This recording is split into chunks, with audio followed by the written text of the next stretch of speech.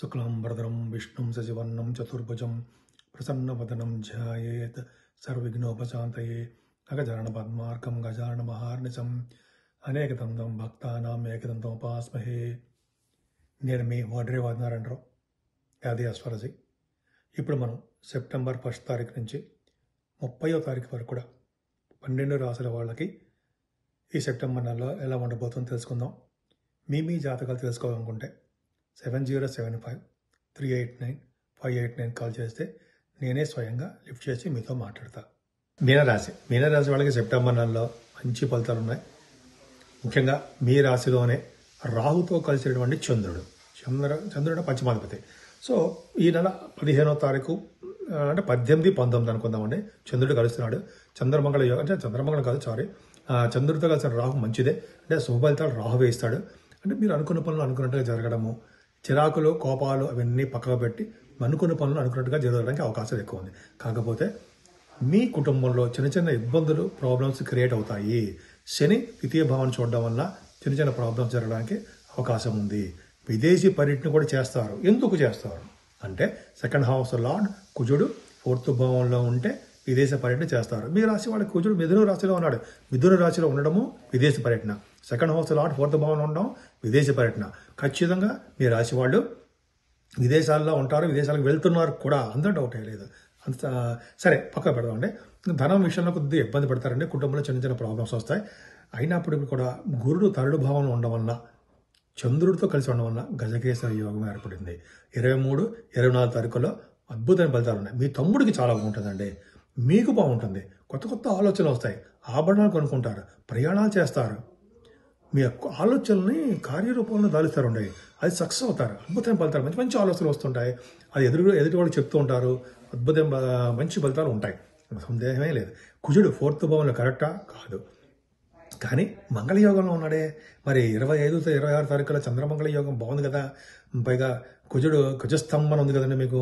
45 రోజుల పాటు కుజస్తంభన మంచి ఫలితాలు ఇవ్వడం. పైగా 20 అక్టోబర్ వరకు కూడా మీకు మిథున రాశిలో ఉంటాడు, మంచి ఫలితాలు ఉండవు. సరే ఆ పక్క పెడదాం. ఏదేమైనా చంద్రమంగళ యోగం ఉంది కాబట్టి విద్య విషయంలో బాగుంటుంది. భూములు కొనుక్కుంటారు మీరు, భూయోగం ఉంది, విద్యలో రాణిస్తారు. వాహన యోగము, గృహ సంపదలు ఇవన్నీ ఉండడానికి అవకాశాలు ఎక్కువనే. బుధుడు పంచమస్థానంలో ఉన్నాడు కాబట్టి పుత్రికా సంతానం ఉంటారు, మీకు అవకాశాలు ఎక్కువ ఉన్నాయి. అలాగే మీరు స్పెక్యులేషన్లో కూడా రాణిస్తారు. పైగా మీరు స్టాక్ మార్కెట్ పెట్టుబడి పెట్టే వాళ్ళకి సంపదలు వస్తాయి.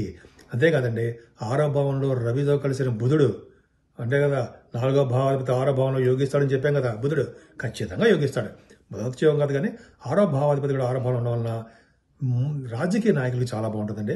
విదేశాలు వెళ్ళడానికి స్టాంపింగ్ అవుతుంది. రవి బుధుడు కలయిక అంటే మీ మేనమామలకు బాగుండడము.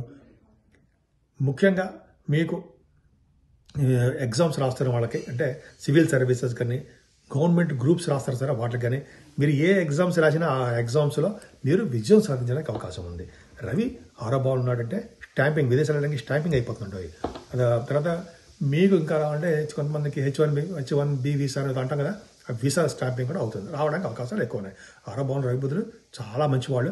7వ భావంలో రవి బుధ కేతువులు, పైగా వాళ్ళకి గురుదృష్టి కుజదృష్టి, ఇలా 7వ భావంలో అంటే మంచి భార్యాభర్తలు ఉంటారండి. అంటే వివాహ శుభకార్యాలకి మంచి భర్త మంచి భార్య దొరుకుతారని అర్థము. అంతేకాకుండా భార్యాభర్తల అనురాగం బాగుంటుంది. బిజినెస్ పార్ట్నర్స్ బాగుంటారు. ముఖ్యంగా మీరు రచయితలుగా బాగా పేరు ప్రఖ్యాతులు తెచ్చుకుంటారు. బుధకేతులు కాంబినేషన్ 7వ భావంలో ఉందంటే మీకు మతపరమైనటువంటి విద్యలో బాగా రాణిస్తారు. అంతేకాకుండా మీ మేనమామల వల్ల బావమరుదుల వల్ల చిన్న చిన్న ప్రాబ్లమ్స్ ఫేస్ చేస్తారు, కొంచెం చిన్న ఇబ్బంది కలుగుతారు. 8వ స్థానాధిపతి శుక్రుడు మంచివాడు కదా, 8వ స్థానంలో ఉన్నాడు, బ్రహ్మాండం. అంటే తలవంతరంకి వచ్చే ధనయోగం ఉంటుందండి. సరళ యోగం అంటాం మనం, అంటే దానగుణము ఉండడము, అలాగే ఎదుటి వాళ్ళకి మీరు దానం చేయడము, అవన్నీ కార్యక్రమాల్లో ఉంటారు. 8వ స్థానంలో శుక్రుడు ఉండడం వల్ల, అష్టమాధిపతిగా ఉండడం వల్ల యోగవంతంగానే ఉంటుందండి. అంటే మీకు ఆరోగ్యపరంగా చాలా బాగుండడానికి అవకాశం ఉంది. తలవంతరంకి వచ్చే ధనయోగం ఉంది.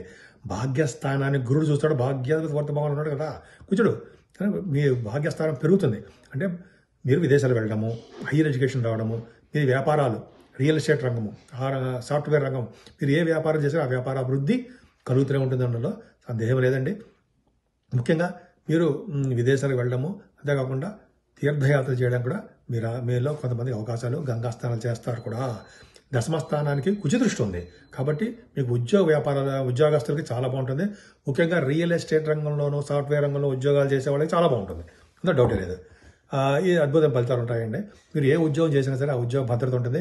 గవర్నమెంట్ ప్రొఫెషన్లో ఉద్యోగాలు రావడానికి అవకాశాలు ఎక్కువ ఉండాలనలో సందేహం లేదు.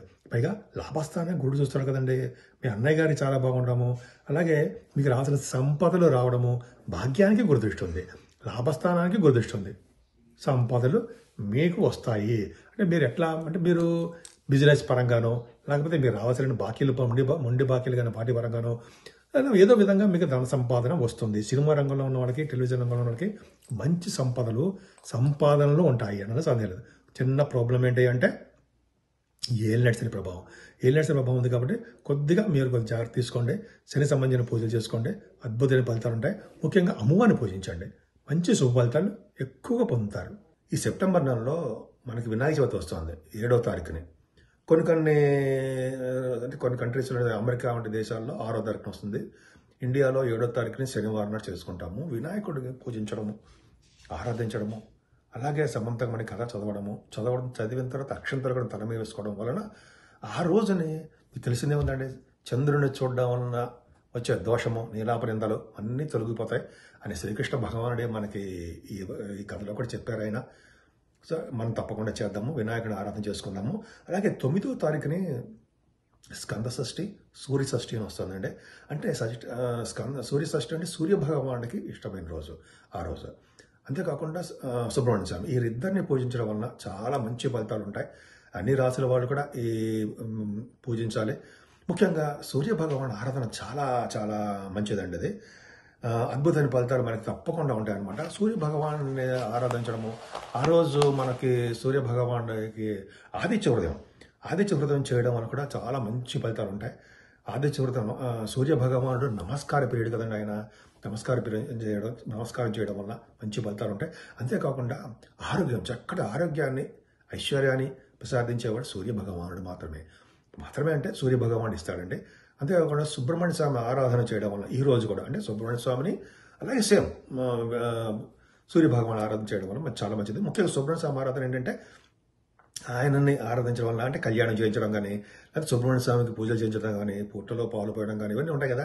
అలా చేయడం వల్ల పెళ్లి కాని వాళ్ళకి పెళ్లి అవ్వడము, సంతాన భాగ్యం కలగడము, భార్యాభర్తల యొక్క అనురాగం పెరగడం మీకు తెలియదే ఉందండి.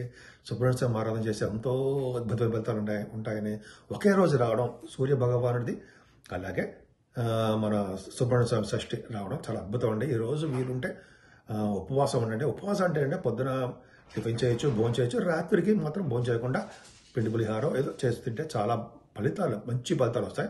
వినాయకుడి ఆరాధన చాలా అద్భుతమైన ఫలితాలు ఉంటాయి.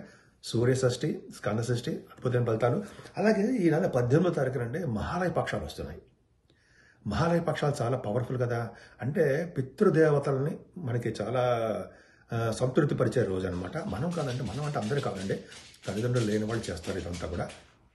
పిండ ప్రదానం చేయడము, అలాగే దానాలు చేయడము. ఈ రోజు అంటే 15 రోజులు ఉంటుంది ఈ మహాలయ పక్షాలని. అలా చేయడం వల్ల ఏమవుతుందంటే పితృదేవత సంతోషిస్తారు.